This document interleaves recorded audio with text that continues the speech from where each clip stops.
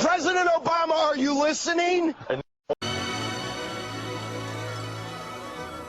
And here at the Harper Library in the University of Chicago, our distinguished guests have their own ideas too. So let's join them now. It seemed to me he was saying that the golden age for America, when it was truly a land of opportunity, was the late 19th, early 20th century. No regulations, no permits, no red tape.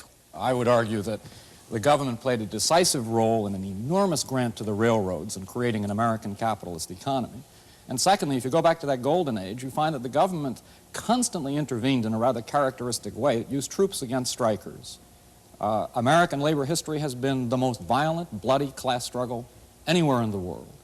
And the government, up until 1932, the law, the courts, the society, always sided with business, always sided against working people. Therefore, I would argue that both economically and in terms of repressing the attempts of people to assert their freedom, government prior to the rise of the welfare state in this country was more or less owned by business. Milton Friedman.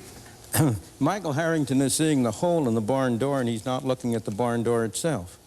The plain fact is, during the whole of that period, while government did intervene from time to time, and mostly to do harm, I agree with him that government intervention was, in the main, not a good thing, tariffs, for example.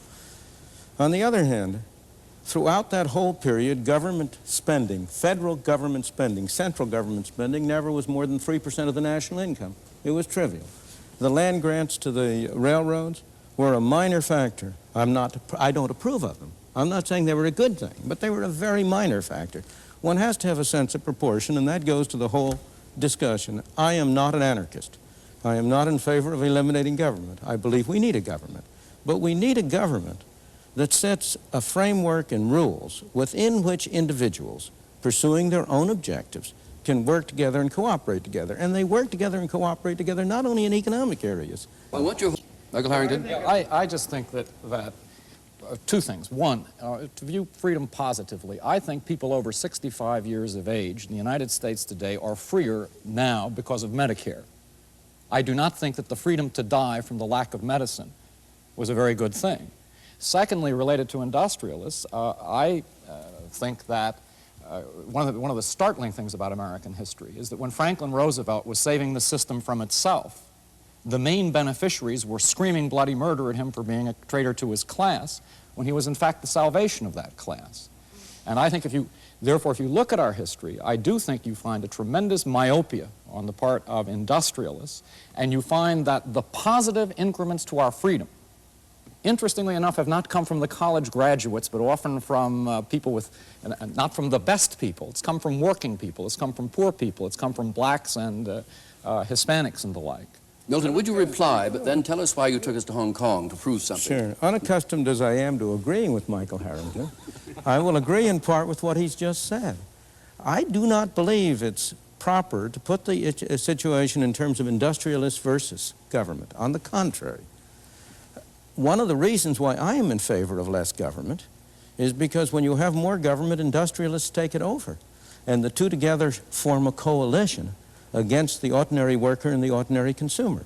I think business is a wonderful institution, provided it has to face competition in the marketplace, and it can't get away with something except by producing a better product at a lower cost. And that's why I don't want government to step in and help the business community. Now, I want to go to your question about Medicare.